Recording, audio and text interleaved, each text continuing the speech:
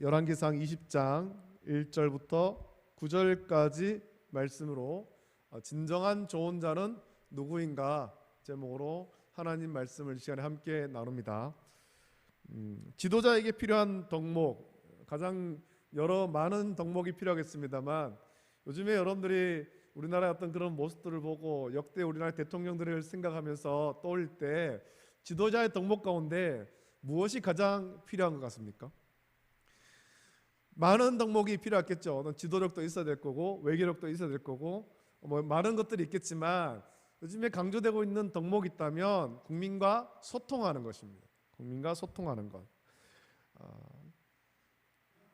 정치인들과 서로 의견이 다른 정치인들과도 소통을 하고 국민과 소통하는 것, 이게 요즘에 지도자에게 굉장히 강조되는 덕목입니다.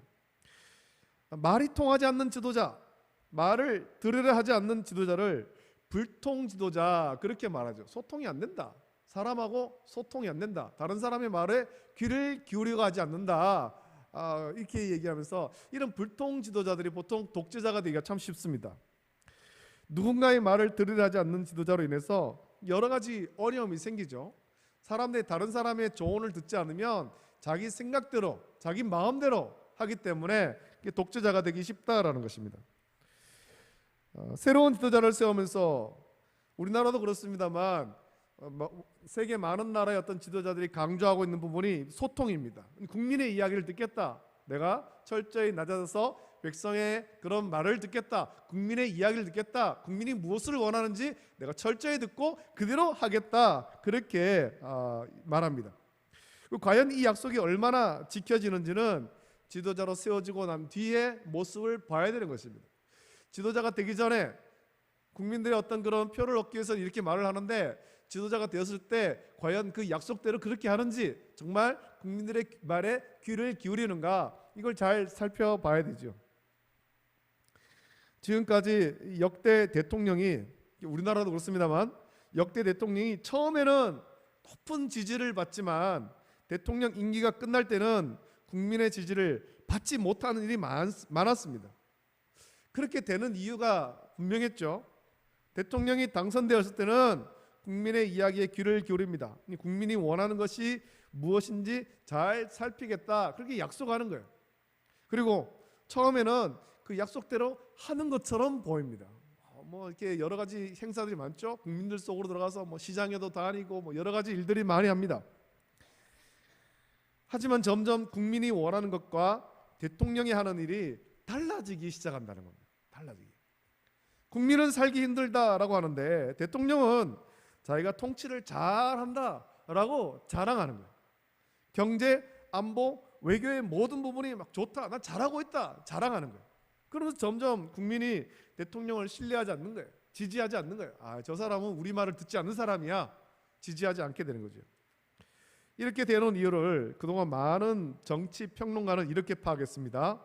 대통령이 자기 옆에 있는 사람, 자기에게 아부하고 좋은 말만 하는 사람의 그 말만 들을 뿐 다른 사람의 말에 귀를 닫았기 때문이다. 그렇게 정치평론가들이 평가합니다.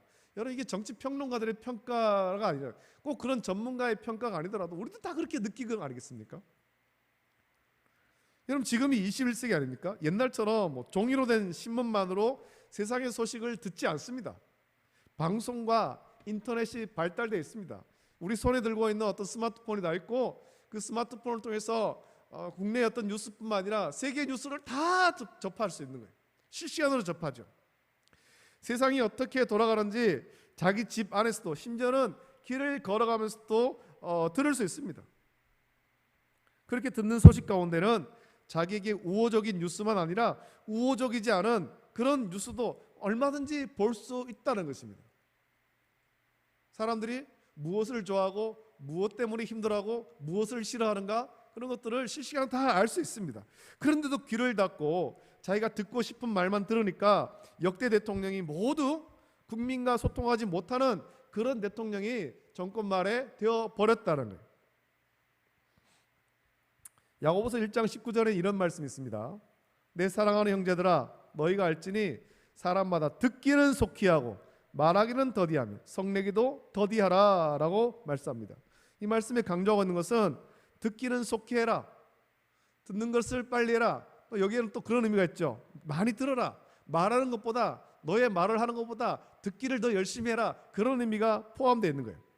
듣되 우리는 많이 들어야 됩니다. 듣되 나를 기쁘게 하는 소리만 들을 것이 아니라 나를 질타하는 소리, 쓴 소리도 들어야 되는 것입니다. 하나님 말씀 들을 때, 우리가 하나님 말씀을 들을 때 우리에게 복 주신다는 말씀, 그런 말씀, 우리가 잘 된다, 뭐 형통하게 된다, 이런 말씀만 들을 것이 아니라 우리의 죄를 책망하는 그런 말씀도 우리는 귀를 기울여야 되는 거죠. 그 말씀을 들으면서 내가 지금 잘못되어 있구나, 이게 내 죄구나, 돌이킬 수 있어야 되는 거예요. 그래서 듣기는 속히 해야 되는 거죠. 듣기는. 그 소리를 들으면서 자기를 살피고 바른 판단을 할 수 있어야 됩니다. 그러면 다툼과 분쟁을 줄일 수 있는 거예요. 오늘 문제는 우리들의 문제죠. 우리 모두의 문제인데 끝까지 듣지도 않고 조금만 거슬리는 말을 들으면 참지 못하고 반박하고 성을 냅니다. 그래서 분쟁이 일어나는 거예요. 흔히 이런 말 있죠. 한국말은 끝까지 들어봐야 된다. 끝까지 들어봐야 된다. 처음에만 들으면 오해하게 된다는 거죠. 끝까지 들어봐야 된다. 끝까지 듣지도 않고 몇 마디 말로 오해하고 분쟁이 일어나게 되는 거예요. 사람들의 이야기를 들을 때 사실 우리가 듣고 싶은 이야기만 들으러 갑니다. 나를 기분 좋게 해주는 이야기, 나를 칭찬한 이야기를 좋아하지만 책망하고 훈계하는 이야기는 잘 들으려고 하지 않습니다. 이러다 보니 정말 들어야 할 말은 듣지 못하고 자기가 원하는 대로만 듣게 되니까 소통이 제대로 이루어지지 않는 거예요. 우리가 듣기를 잘 해야 되는데, 그렇다면 우리는 어떤 말을 들어야 될까요? 누구의 조언을 들어야 될까요? 어떤 소리, 어떤 말을 우리는 들어야 할까요? 여러분, 저와 여러분이 들어야 될 말은 분명하죠. 저와 여러분 들어야 될 말은 분명합니다. 오늘날 세상에 소리가 참 많습니다.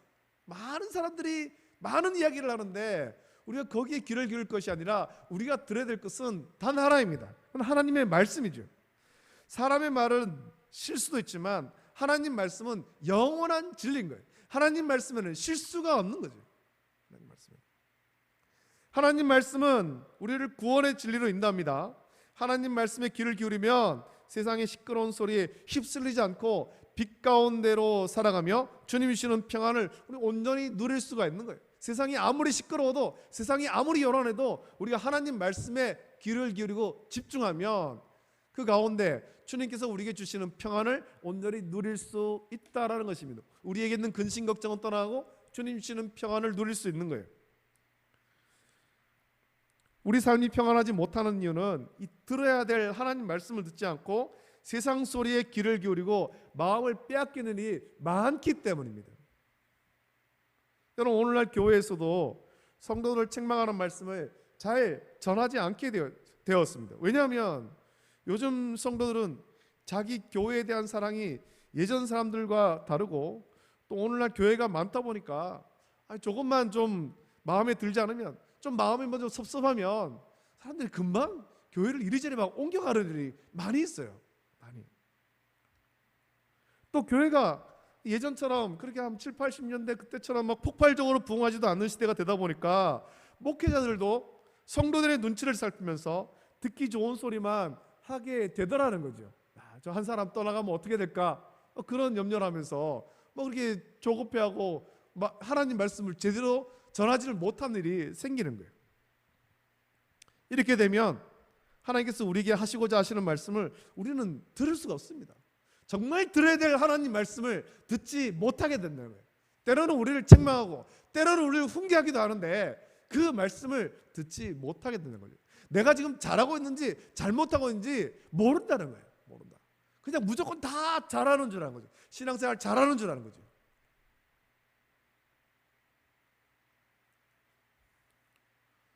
우리는 온전한 영성을 가지고 내가 듣고 싶은 말을 듣는 것이 아니라 하나님께서 우리에게 하시고자 하시는 말씀에 귀를 기울여야 되는 것입니다. 오늘 이 시대에 하나님께서 과연 우리에게 어떤 말씀을 하시는가, 우리가 무엇을 듣기를 원하시는가, 우리의 삶이 어떻게 변화되기를 원하시는가, 거기에 집중해야 되는 거예요. 거기에 내가 듣고 싶은 소리를 듣는 것이 아닙니다. 하나님께서 하실 말씀을 듣는 거죠. 때로는 그 하나님 말씀이 나를 책망하고 훈계하는 말씀일 때도 그 말씀을 온전히 듣고 우리의 삶을 변화시켜 가야 되는 거예요. 계속해서 말씀을 들으면서 성화돼 가야 되는 것입니다. 그래야 우리가 이 믿음 안에서 온전하게 설 수가 있는 것입니다. 오늘 말씀 보니까 아람의 베나닷 왕이 이스라엘을 쳐들어왔습니다. 주변의 다른 나라들도 이 베나닷과 연합해서 사마리아를 포함하죠. 오늘 말씀 보니까 함께한 왕들을 같이 데리고 왔는데 베나닷이 주변에 있는 왕 32명을 같이 거느리고 왔다는 겁니다. 아마 주변에 있던 아람보다 작은 어떤 그런 나라들 거예요. 아람에게 조공을 바치고 그렇게 있는 나라들일 텐데 그 나라를 다 이끌고 많은 연합군을 이끌고 온 거죠. 그리고는 베나닷이 사절을 보내서 요구 조건을 말합니다. 그것은 이스라엘의 은금도 가져갈 것이며 여자들과 젊은이들도 포로로 잡아가겠다라는 거죠. 우리나라도 옛날에 조선시대 때 그런 일이 있지 않았습니까? 청나라로 세자가 조선의 왕자가 그렇게 볼모로 잡혀가고 조선의 그런 많은 여자들이 거기에 잡혀가고 조선의 많은 것들이 다 빼앗기고 이런 일들이 있었죠. 조공을 바치는 관계.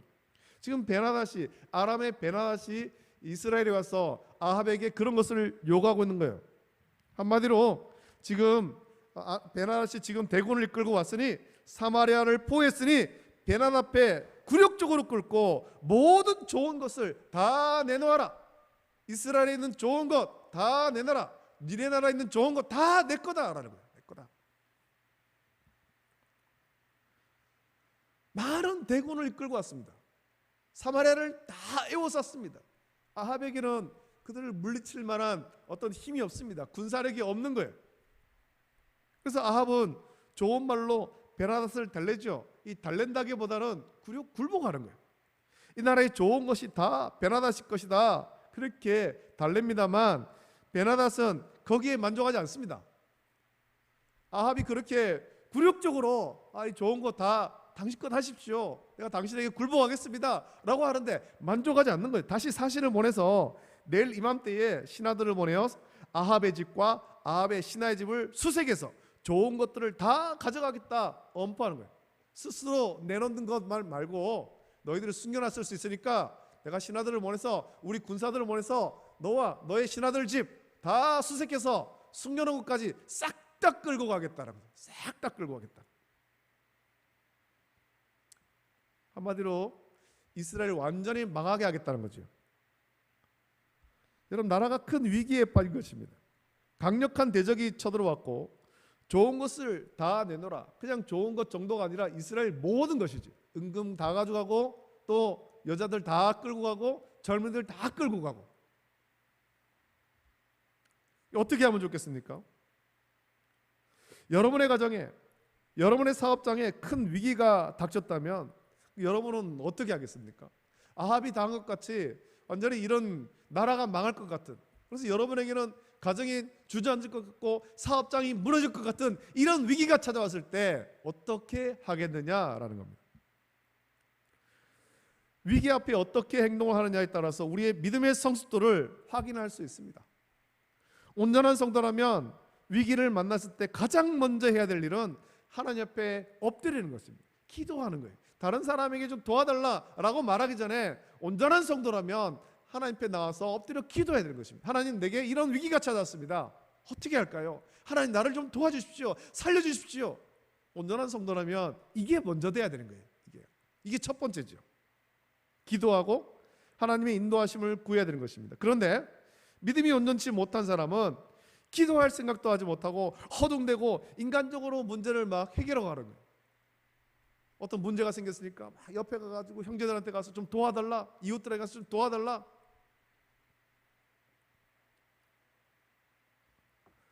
우리가 문제를 해결하는 온전한 방법은 문제 해결을 위해서 뛰어다니기 전에 하나님 앞에 엎드려서 기도하면 됩니다. 기도하면. 하나님, 어떻게 할까요?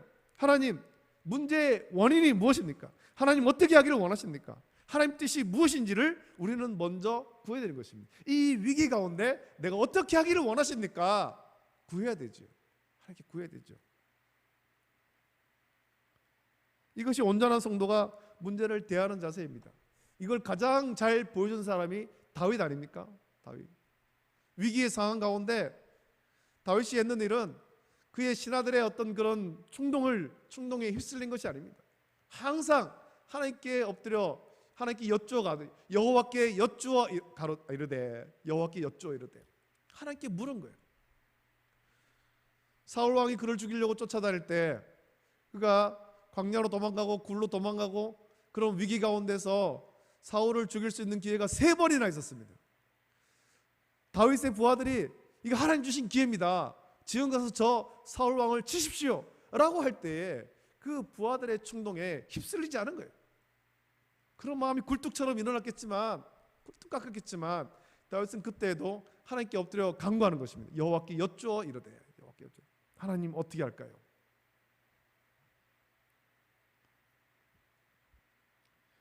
온전한 성도라면 문제 앞에서 하나님께 기도해야 되고 기도하면 하나님은 하나님의 선하신 뜻을 따라서 우리를 인도해 주실 것입니다. 그것이 우리가 원하는 것과 같을 수도 있지만 때로는 다를 수도 있습니다. 그런데도 우리는 하나님의 인도하심을 구하고 순종해야 되는 것입니다.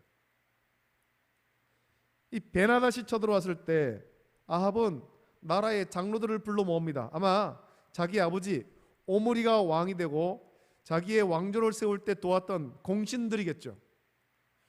그들을 통해서 이 정치적인 어떤 해법을 지금 찾으려 가는 것입니다. 그들에게 묻으니까 8절에 모든 장로와 백성들이 아합에게 말하기를 베나닷의 말을 듣지도 말고 허락하지도 말라 그렇게 말합니다. 베나닷에게 굴복하지 말고 베나닷과 맞서 싸우라는 겁니다. 싸우라. 이스라엘을 구원하는 것은 이스라엘 장로들의 어떤 정치적인 해법이 아닙니다. 이스라엘을 구원하는 것은 오직 하나님 말씀뿐이에요. 하나님의 말씀대로 하면 구원받는 것입니다. 왜냐하면 하나님께서 지키시기 때문에. 반대로 하나님께서 말씀하시지만 하나님 말씀에 순종하지 않으면 반드시 망하게 되어 있습니다. 왜 그렇습니까? 불순종한 자에게 하나님께서 심판하기 때문입니다. 지금 아합은 하나님을 찾지 않습니다. 아합이 무엇을 보았습니까? 갈멜산에서 하나님의 큰 능력을 목격한 사람 아닙니까? 그가 비록 하나님을 경외하지 않지만 엘리야를 통해서 그 갈멜산에 불로 응답하신 하나님 그 앞에서 목격했습니다. 우상을 섬기던 바알과 아세라의 선자 850명이 죽는 것을 목격한 사람이 아합 왕이에요. 그렇다면 이 아합은 비록 지금 엘리야가 옆에 없더라도 하나님을 찾아야 되겠죠. 그걸 목격했다면 그 갈멜산의 사건을 통해서 모든 이스라엘 백성들이 여호와 그는 하나님이시로다, 여호와 그는 하나님이시로다 찬양했지 않습니까? 그걸 목격했다면 아합도 하나님을 찾았어야 되죠. 자, 그런데 지금 아합은 하나님 찾지 않습니다. 하나님께 묻지도 않습니다. 엘리야를 통해 전능하신 하나님이 계심을 그리고 하나님께서 어떻게 일하시는지를 보았음에도 불구하고 하나님을 찾지도 기도하지도 않습니다. 그저 정치 원로들을 찾아서 정치적인 해법을 구할 뿐이에요. 이거 지금 정치적으로 어떻게 해결할까? 여러분, 솔로몬의 아들 르호보암도 나라의 위기 앞에서 하나님을 찾지도 기도하지도 않고 그저 정치적 원로들과 자기와 함께 자란 청년들에게 정치적 해법만 요구했습니다. 그러다가 하나님의 심판으로 나라가 둘로 나뉘어져 버렸죠. 물론 그것이 솔로몬의 죄 때문에 하나님께서 심판하신 것입니다만 르호보암이 하나님께 묻지 않은 거예요.